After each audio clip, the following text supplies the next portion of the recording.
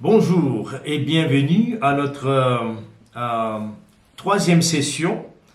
Et rappelez-vous que nous sommes en train de faire des sessions, des petites sessions, des courtes, des 10 minutes, 11 minutes, 12 minutes, pas plus que ça, pas plus que 12 minutes. Alors, la raison pourquoi, parce que je voudrais que ces sessions soient dévotionnelles. Le sujet elle-même que nous sommes en train d'aborder, la sanctification, la séparation, la mise à part pour Dieu, c'est un sujet dévotionnel. Alors c'est pourquoi je voulais que cela soit utilisé comme des petits morceaux pour le développement de chacune de nous. Maintenant, si vous ne voulez pas utiliser cela les soirs avec les enfants, avec la famille entière, vous pouvez utiliser cela, vous pouvez faire tout à la fois. Vous pouvez faire deux à la fois, peu importe. Mais maintenant, dans notre première session, je parlais un peu sur la sanctification, c'est quoi?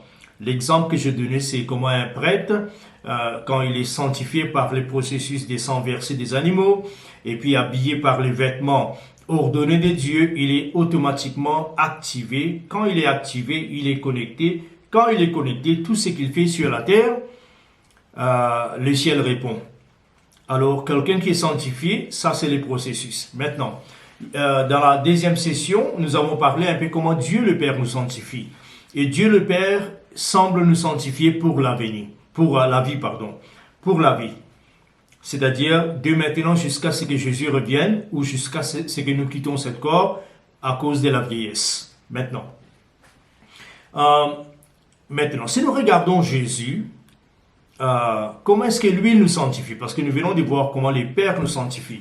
Il nous sanctifie, il nous donne la vie, d'abord, à nous qui étions morts, notre esprit, parce que lui, il est le Père des esprits, ou la source des esprits. Deuxièmement, il met notre âme, notre volonté, notre raisonnement, notre intelligence, notre émotion, ce que nous aimons et haïssons, tout ça dans un processus de transformation, afin de les aligner avec sa volonté parfaite exprimée dans sa parole. Troisièmement, un jour nous arriverons, soit nous sommes là, soit on n'est pas là, à la venue de Jésus, nous serons transformés au clin d'œil. Et là, nous allons revêtir de notre corps immortel et pour toujours et à jamais, nous allons les servir, administrer son royaume. Ok, très bien, comme des fils. Maintenant, aujourd'hui, nous allons lire dans Hébreux chapitre 9, le verset 13 et le verset 14. Hébreux chapitre 9, le verset 13 et 14. La pensée d'aujourd'hui, c'est comment est-ce que Jésus nous sanctifie. Nous venons de voir comment le Père nous sanctifie. Et je viens de vous dire que le salut et la sanctification, tous les deux de cette œuvre, est accompli par les dieux trinitaires. Quand je dis les dieux trinitaires, c'est qu'il y a un part que Dieu le Père joue, un rôle. Il y a aussi une partie que Dieu le Fils accomplit, il y a une partie que le Saint-Esprit accomplit. Mais ce n'est pas divisé, c'est un seul œuvre. C'est un peu comme Genèse. La Bible nous dit, faisons l'homme à notre image. Et quand la Bible nous dit que l'Éternel, ou Dieu, créa l'homme à son image. Vous voyez, faisons l'homme, c'est en pluriel. Mais l'action de créer, il a créé l'homme à son image et singulier. Vous voyez, alors ça c'est très important. Le travail est singulier, quoique l'engagement est trinitaire. Ok, alors nous lisons dans Hébreux 9, 13. Il nous dit, « Car si les sangs des chèvres et des bœufs, et l'aspersion des personnes souillées,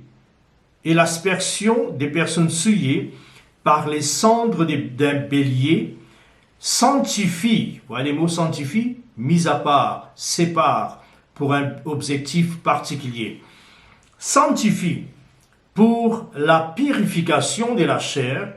Écoutez maintenant, combien plus le sang du Christ, qui par l'Esprit éternel s'est offert lui-même, sans défaut, à Dieu, purifiera notre conscience dans des œuvres mortes pour servir les dieux vivants. Maintenant, je ne vais pas en effet faire des commentaires dans ces versets.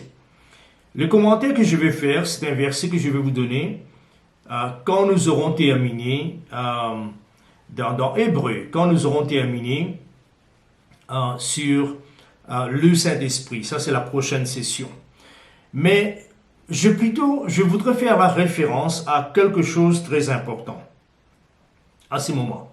La référence que je voudrais faire, c'est, la Bible nous dit dans Hébreu chapitre 7, je pense, oui, il nous dit clairement, il est en train de comparer le sacrificateur Aaron et sa descendance avec Jésus. Et cette comparaison, certainement, s'est faite aussi entre les processus de purification de l'ancienne alliance, l'ancien système, et avec notre système aujourd'hui. Autrefois, c'était par les sangs des animaux.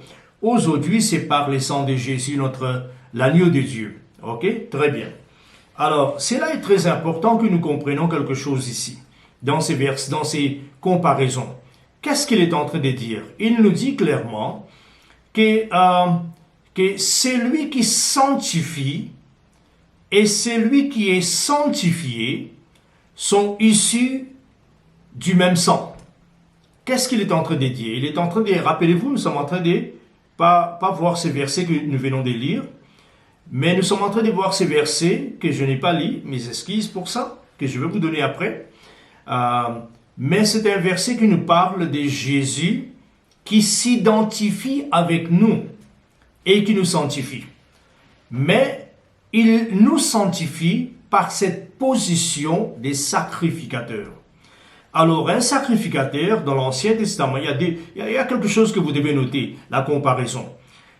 Aaron était de la famille, était parti de la nation d'Israël. Jésus est devenu homme, comme nous. Il est devenu partie de l'humanité. C'est pourquoi la Bible nous dit dans Timothée que notre intercesseur, c'est lui qui intercède pour nous. La Bible nous dit, il est homme. Il est homme, Jésus-Christ, le médiateur. C'est lui qui est entre Dieu et nous, le médiateur homme. Alors revenons un peu au sacrificateur pour ne pas trop tarder. Quand Aaron prenait les sangs de bouc, lui, son travail, c'était quoi? De servir les peuples en servir Dieu, on peut dire, en servant les peuples. Donc, quand il présentait tout ce que Dieu avait demandé, Dieu ne voulait pas que les autres s'approchent de lui. Il voulait qu'Aaron et sa famille les représentent. Alors, comme ça, Aaron, une fois par an, il prenait un bol du sang de bouc, chèvre. Il entrait dans le lieu très saint. Très saint. Donc, la division du tabernacle, la partie la plus sainte, le plus saint. Il entrait là. Et quand il entrait, c'est un endroit, peut-être on peut dire, le plus dangereux de la terre. Parce que si vous entrez et que vous-même, vous n'êtes pas purifié par un processus, vous savez ce qui va se passer? Vous allez mourir. Alors on attachait la corde à ses pieds, parce que personne ne pouvait entrer si l'homme ne sort pas. Et quand il entrait, tout le monde était debout là, pas tout le monde, mais tout ce qui venait pour cette fête spéciale, pour ce moment spécial, était debout. Il attendait des milliers de gens. Il attendait parce qu'il attendait quoi? Il attendait de voir est-ce que Dieu a accepté l'offrande que les sacrificateurs étaient entrés avec. S'il n'a pas accepté, toute cette année, la faveur de Dieu ne sera pas sur nous.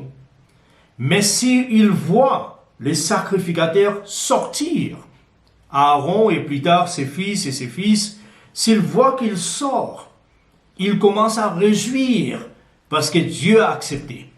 Et si Dieu a accepté, pour eux, maintenant les enfants seront bénis, la famille sera bénie, les champs seront bénis, la vie aura quand même, ils auront une bonne année, jusqu'à ce que l'année prochaine.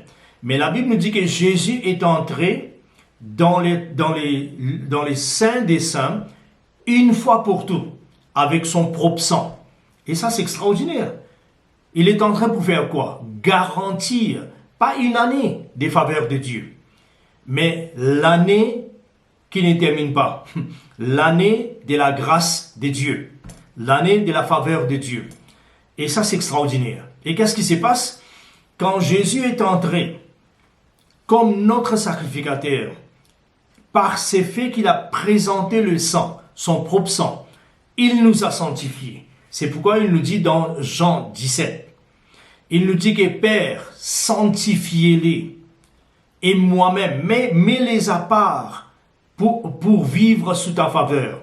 Mets-les à part pour vivre sous ta grâce. Mets-les à part pour accomplir tes pensées, tes desseins et vivre cette vie significative. Mets-les à part, sépare-les, consacre-les. Il a dit, et pour cela, moi-même, je me sanctifie pour eux. Donc Jésus s'est séparé comme un sacrificateur. Vous vous souvenez qu'un sacrificateur devrait, avant d'entrer là-bas, il devrait immoler un animal pour lui-même. Et Jésus dit, moi aussi, je me sanctifie, comme Aaron était sanctifié, pour eux, pour nous, afin que nous serons sanctifiés. Alors vous voyez comment est-ce que Dieu le Père nous sanctifie. Il nous sanctifie au travers de nos vies, notre esprit, âme et le corps. Jésus nous sanctifie par constamment nous représenter comme l'homme sacrificateur qui est entré une fois pour tout avec son sang. Et c'est par ces faits, c'est pas vos prières qui apportent toutes ces bénédictions que vous avez. Il y a des bénédictions qui viennent à cause de la prière, certainement. Mais rappelez-vous que cette alliance que nous avons faite avec Dieu, les garants de cette alliance se tiennent à côté de notre Père, Dieu. Il est notre sacrificateur qui intercède pour nous. Et c'est par ces faits de l'intercession qui est basé sur lui et son sang par lequel il est entré une fois pour tout.